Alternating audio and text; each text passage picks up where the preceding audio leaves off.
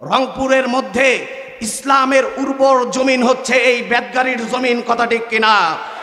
স্বাধীন দেশের, স্বাধীন বাংলাদেশে এই স্বাধীন বেদগাড়ি থেকে ইসলামী আন্দোলন বাংলাদেশের আজকের গণসমাবেশ থেকে আমরা একটি কথাই বলে দিতে চাই, হক আর বাতিলের পার্থক্য হযরত আদম থেকে নিয়ে শুরু হয়েছে, কিয়ামত পর্যন্ত হক আর বাতিলের লড়াই থাকবে, কথা ঠিক কিনা?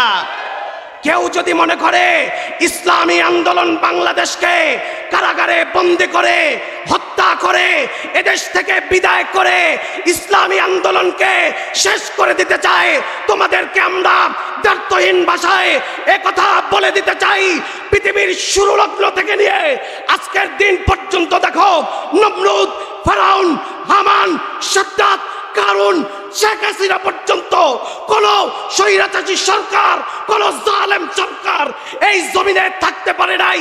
কিয়ামত পর্যন্ত এই জমিনে পুরা বিশ্বে কোন নাস্তিকবাদ, কোন ইসলাম বিদ্বেষী, কোরআন বিদ্বেষী, নবীর দুশমন এই জমিনে থাকতে পারবে না, কথা ঠিক কিনা? আমাদের বক্তব্য পরিষ্কার,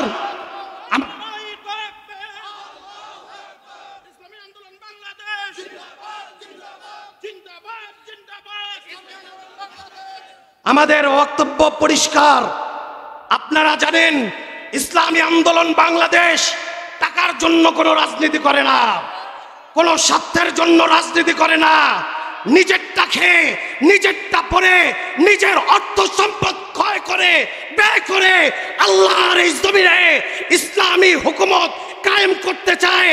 সুতরাং এই গণসমাবেশ থেকে দ্ব্যর্থহীন ভাষায় বলতে চাই, ৫৬,০০০ বর্গ মাইলে ইসলামী হুকুমত যদি কায়েম করতে হয়, কায়েম করতে চান, ইসলামী আন্দোলন বাংলাদেশে যোগ দিয়ে পীর সাহেব চরমনাই হুজুরের হাতকে মজবুত করে এদেশে কালিমার পতাকা আমরা উড্ডয়ন করবো ইনশাআল্লাহ। ওয়া মা আলাইনা ইল্লাল বালাগ। আল্লাহ পাক